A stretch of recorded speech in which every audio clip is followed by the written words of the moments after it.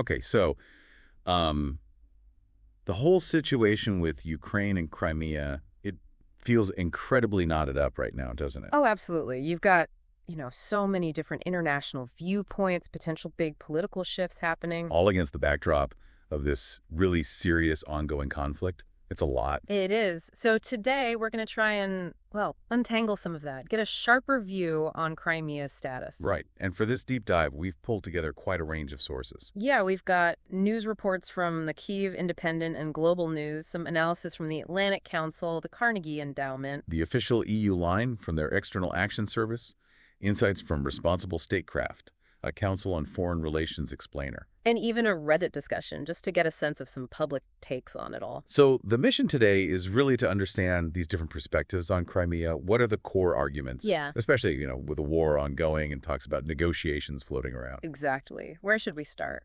There are so many angles. Let's begin with the most fundamental thing. The competing claims. Who says Crimea belongs to whom and why? That seems like the logical place. Good idea. So the EU first. Their stance from that EES statement, it's really firm. Absolutely. Crystal clear. Crimea is Ukraine. Full stop. And Russia's annexation back in 2014, they say it's illegal, a violation of international law. And not just illegal, but a direct challenge to international security. They're completely committed to Ukraine's territorial integrity, and this non-recognition policy isn't changing. It's interesting how consistently they frame it within international law. It's about the bigger picture for them, isn't it? Upholding those rules. Definitely. Now let's contrast that. The view we're hearing reported from former President Trump. Right. Global News, the Kyiv Independent, they're reporting he basically sees Crimea as staying with Russia. Yeah, saying its status is not even a point of discussion. He even mentioned it was lost years ago. Yeah. Quite a different take. It really is. It sets up this clash, doesn't it? International law versus maybe a more pragmatic or power-based view of things. Accepting the facts on the ground, perhaps. Exactly. A real divergence that could have huge ripple effects way beyond just this conflict. It suggests a potential willingness to accept the annexation, maybe, to push peace talks forward. Okay, so what about Ukraine itself? How do they see this? Unsurprisingly, their position is strong. Very strong. The Kyiv Independent and those Reddit threads we looked at, they really hammer home the concern. The idea that recognizing Russian control would set a dangerous precedent, embolden Putin further. Precisely. And there's a constitutional angle too, right? That came up on Reddit. Yeah, apparently ceding territory isn't simple for Ukraine. It needs a supermajority in parliament, plus a national referendum. Big hurdles. So it's not just political will. There are real legal constitutional constraints. It shows how deeply they feel Crimea is theirs. The Reddit comments really brought that emotional weight across. Absolutely. It's not just land, it's identity. And then there's the history. Oh, the history. It's incredibly long and complex. Reddit users touched on this. Ancient world boundaries, the Crimean Khanate, Russia taking it in the 18th century. The Crimean War, the awful Soviet oppression and deportation of the Crimean Tatars. That's a huge factor. Yalta talks happened there. And then Khrushchev transferring it to the Ukrainian Soviet Republic in '54. It's been fought over and swapped around for centuries. And that history, especially the Tatar deportations mentioned on Reddit, definitely fuels anxieties about Russian rule now, reinforces Ukraine's stance. But, as those same Reddit discussions point out, despite all that complex history, the vast majority of nations today still recognize it as part of Ukraine under international law. That's the current legal reality, regardless of 2014 or older narratives. Okay, so we have these deeply entrenched, conflicting claims, legal arguments, historical narratives. Now, what about negotiations, potential peace plans? This feels like where things get really messy. Yeah, it does. Given this stalemate, what are the options being discussed? What are the sticking points in these plans? Well, the Kyiv Independent and Reddit have mentioned this potential proposal linked to Trump. Right. The idea that the U.S. might formally recognize Russian control over Crimea, maybe even acknowledge de facto rule in other regions. Possibly in return for lifting some sanctions against Russia. And when we say sanctions, we mean those economic pressures, right? Trade limits, financial restrictions. Exactly. Things designed to weaken Russia's economy and its ability to fund the war effort. So that kind of U.S. recognition would be a massive policy shift. What's the reaction been? Ukraine's reaction. Resolute, based on those reports. They'd rather risk the U.S. walking away from talks than formally agree Crimea is Russian. Calling it the lesser of two evils. It sounds like it's fundamental for them. Absolutely. A matter of national survival, integrity of their borders. And it seems Europe isn't keen on that potential U.S. move either. The Kyiv Independent reported pushback there. Yeah, that highlights the difficulty in getting a united front. Whose interests are really being served in these different potential deals? Makes you wonder. Ukraine's also been very clear about its own red lines, hasn't it? Definitely. Sources like Ukraine peace negotiations and geopolitical impacts and Reddit mention their insistence only Ukraine decides its borders and the size of its military. Zelensky explicitly warning the U.S. against trying to dictate terms. It underscores their determination to keep their sovereignty, their right to choose, even under all this pressure. But there are other ideas, too. Reuters reported on a Ukraine-Europe ceasefire proposal, right?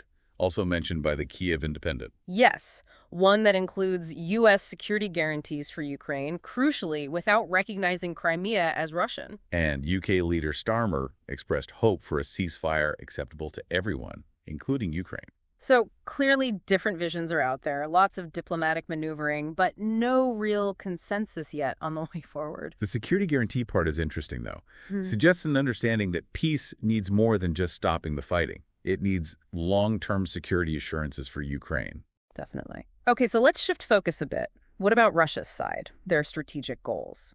The Carnegie Endowment analysis had some interesting points on the 2014 annexation. Yeah, what did that analysis suggest? Well, it argued the annexation wasn't just about grabbing land. It was maybe part of a bigger plan to influence Kyiv. How so? The initial aim might have been pushing for Ukraine's federalization, giving more autonomy to regions, especially Russian-speaking ones. As a way to keep long-term leverage over Ukraine's big decisions. Exactly. And Crimea, with its distinct history and demographics, was seen as Ukraine's Achilles heel, more susceptible to separatist ideas Russia could exploit. Making it a lever to pressure Kyiv. Right. The analysis also points to Russia using pro-Russian groups and media after the Orange Revolution to build that influence. Cultivating that groundswell. Yes. And remember the 2010 Kharkiv Agreement?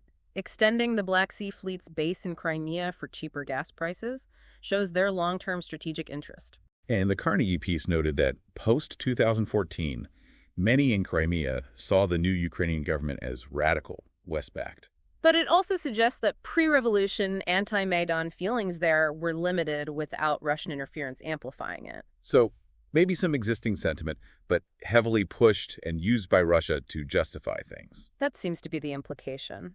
Okay, so what about the wider geopolitical picture? This isn't happening in a vacuum. Not at all. The Kyiv Independent reported European foreign affairs chiefs warning strongly against yielding to Russia's blackmail and deception. That shows a real fear that giving in on Crimea could just encourage more aggression, undermine the whole international system. And there's the worry, mentioned by Brookings, about Ukraine becoming a political football in U.S. domestic politics. Yeah, the different approaches. Traditional bipartisan support versus maybe a more transactional view, that creates uncertainty for Kyiv. Makes long-term planning difficult, questions about how reliable support is. The Atlantic Council also points to the impact on European security. Europe is rearming now. Likely a direct result of this conflict, the perceived Russian threat. A big shift. A fundamental shift in their security thinking, yeah. The war has been a catalyst. And we absolutely cannot forget the human cost. The source, Ukraine Peace Negotiations and Geopolitical Impacts, details this. Tragic loss of life, the destruction, allegations of war crimes, and those really concerning efforts to erase Ukrainian identity in occupied areas. It's devastating. Underscores why a resolution respecting Ukrainian rights is so critical. Those attempts to erase identity show the deeper cultural fight going on, too. And finally, the Council on Foreign Relations mentions the energy security links. Oh, yes. The war has massively disrupted energy markets globally. Russia's role as a supplier, the sanctions, it's all interconnected with geopolitics. Okay, so with all that context, what about Ukraine's own resolve on Crimea specifically? It seems rock solid. The Reddit discussions really convey that, a strong sense that they'd rather keep fighting than concede Crimea. Why? What's the core fear? The fear that giving it up would just embolden Russia, lead to more demands, more aggression later on. Someone on Reddit used the analogy of standing up to a bully, right? Don't give in. Exactly. That captures it well. The feeling that conceding now just invites more trouble down the road, it feels existential for them. Yeah. Another comment highlighted that since anything less than total victory feels like a threat to Ukraine's actual existence. It reflects the trauma, the sense of betrayal from 2014 and everything since. Compromising on territory feels like compromising their future security. Okay, let's try to pull this all together. What are the main takeaways on Crimea's status right now? Well, first, the positions are just fundamentally opposed and deeply dug in. EU, most of the world. It's Ukraine, illegally annexed. Russia, it's ours. And the potential for U.S. policy shifts just adds another layer of, well, uncertainty. Huge uncertainty. Then, the negotiation paths. They have massive implications. Recognizing Russian control might seem pragmatic to some. But it could seriously undermine international law, set dangerous precedents. Exactly. Right. But Ukraine's own fierce resistance, constitutional reasons, history, that fear of emboldening Russia, that's a massive barrier to any deal like that. Their willingness to potentially lose U.S. support over this really shows how deep that conviction runs. It does. This isn't just abstract geopolitics. It's about law, centuries of history, strategy, and incredibly powerful personal feelings for Ukrainians. Absolutely. The future of Crimea seems completely tied to the wider war, and it's going to be central to any eventual peace talks. Finding a resolution everyone can accept looks incredibly challenging. It really does. The different international views, Ukraine's determination, it's tough not to untie. So thinking about that long history, the intense feelings now, Mm-hmm. what are the realistic long-term prospects here? Can Crimea's status ever be resolved in a way that truly satisfies everyone? And what role will international law ultimately play versus, the facts on the ground or the will of the Ukrainian people? It's a huge question to ponder. We definitely encourage you, the listener, to explore the sources we talked about and keep following how this incredibly complex situation develops.